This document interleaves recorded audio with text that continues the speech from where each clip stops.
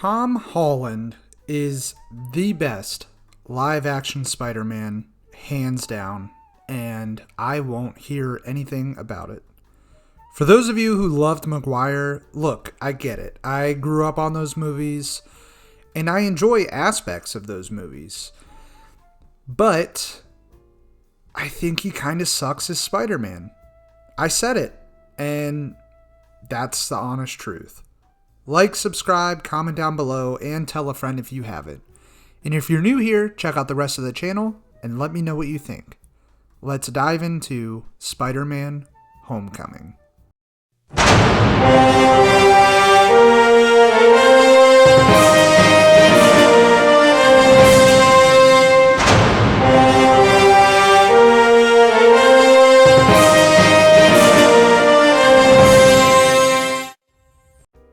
As I stated up top, Raimi's original Spider-Man trilogy was a part of my childhood, and those films have a special place in the history of superhero movies. Those films, along with X-Men, X2, and Batman Begins, changed this genre forever. It would be naive to totally discredit the original Spider-Man trilogy. That being said, they aren't my favorite. I know they have their fans, and that's fine. They are fun. I also recognize that Spider-Man 2 is highly regarded not only on its own, but as a sequel. And listen, it is certainly the best of that trilogy, but in my opinion, that movie it's fine. I don't think it's anything spectacular, and I never have. I'm not the biggest Raimi fan. His style just isn't for me. I really don't gel with the campiness of those films. And I also want to state again that Maguire is, in my opinion, a bad Spider-Man. Even ignoring the fact that he's clearly a 30-year-old man attending high school classes in the first movie, he's just too stout, for lack of a better word, for the role. Especially in the costume, he just looks too bulky to be Spider-Man. He looks like a brick in those movies. He's just way too weird and awkward as Peter. The aspect they did get right, though, is sort of the poor man aspect of him, the everyman. Anyway, I didn't love those movies. The Garfield duology was a mess, to say the least. I think Garfield, by far, is the best actor of the three of these to take on this role, but we still have the problem of him clearly in his 30s in his original movie. Now, I do think he is a way better Spider-Man. He nails the annoying, childish side, and also he just looks perfect in the suit. A slender, athletic-looking Spidey. His Peter is sort of off, though. They really went for the sort of bad boy skater style, which is fine, but it never really clicked with me. Where Maguire leaned way too heavily into Peter's nerdy and awkward persona, I think Garfield went way too far in the other direction, leaning too hard into the cool loner aspect of a character. When Marvel casted Tom Holland for the third iteration, I was pretty optimistic. I had seen his work before, and so I knew he had the talent to pull it off. Not to mention the fact that he possessed a background in acrobatics. But the biggest pro of this casting was he was young. Yeah, he was 20 at the time that they filmed Homecoming, so not a teenager, but the dude looked 16. I mean, shit, he's almost 30 if he's not already, and the dude looks like he's 20. He fit the role perfectly. When Homecoming came out, this was the first Spider-Man movie that I loved. It was near perfect. And listen, I don't think Tom Holland is the most talented performer in the world. In fact, a lot of the roles he accepts I think are way out of his wheelhouse. He's not an actor with incredible range, but I think for this role he was excellent casting. And I cannot stress that enough. He absolutely nails the dual role of Peter and Spidey. Visually, he looks both parts. He's fantastic as this slightly awkward teenager who is constantly letting his desires affect his everyday life. And he's also incredible as Spidey. He's clumsy yet formidable, and he's annoying yet clever. He looks, acts, talks, and fights like Spider-Man. And I love the suit too. I know a lot of people are kind of conflicted about it. Granted, I don't love all the enhanced Stark Tech aspects of it, but the design is sleek and dope. I also love the homemade suit as well. I think it's the best homemade suit of the bunch in these Spider-Man films.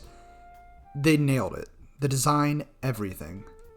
The narrative setup in this movie is also just so enjoyable. We watch Peter as he tries to balance his life as a superhero with that of a normal, everyday teenager.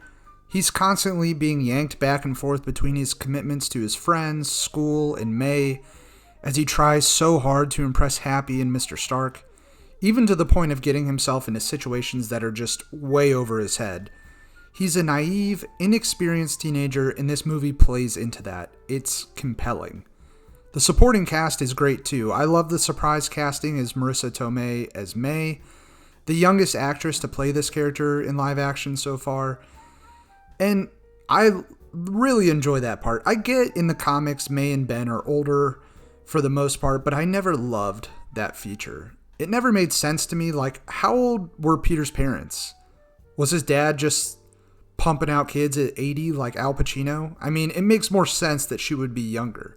And she just seems like an aunt in this role.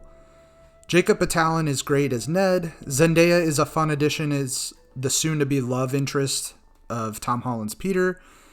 And look, I'm fine with her playing MJ. It's not a huge deal to me. I know people were upset we didn't get the classic traditional red-headed MJ and her name's changed. And, you know, with the recent multiversal events and the forgotten names and identities of Spider-Man, maybe we will get a classic MJ down the line. I don't know. It's not something that really bothers me. And besides, I never loved Dunce MJ anyway, so I was never really offended by this casting. And let's be honest, Emma Stone's Gwen Stacy was the best love interest in any of these movies that we've gotten so far, so who cares? And then there's Michael Keaton. My God, what a return for him to this genre. Keaton's Vulture is an incredible villain choice for this reboot series.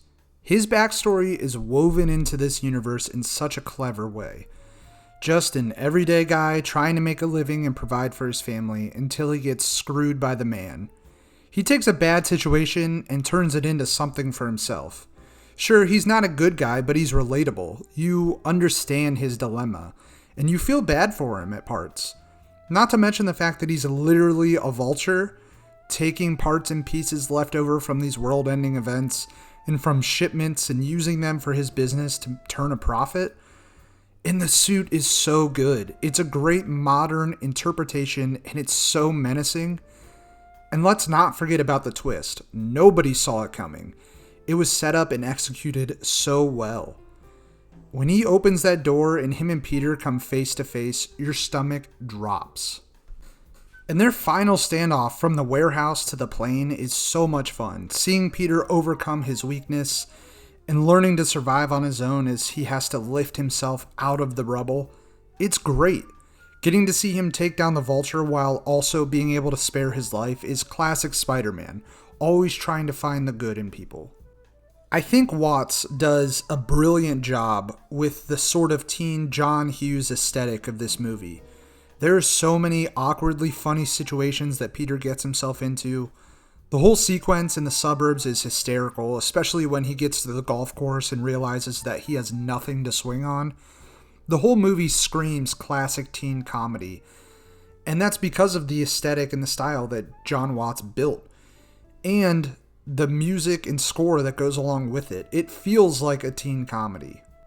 Now, earlier I stated that this movie is near perfect for me, and I stand by that. Where it loses me is with the entire Avengers, Stark, and Happy integration. I think there's too much of this going on. It's certainly not bad in the movie, but it gets worse going forward through this trilogy, I think. It begins a sort of recurring, tiring theme that just isn't great, of these disgruntled villains that were wronged by Stark and Spider-Man has to take them on. But it's not terrible here. I think most of it works and makes sense organically.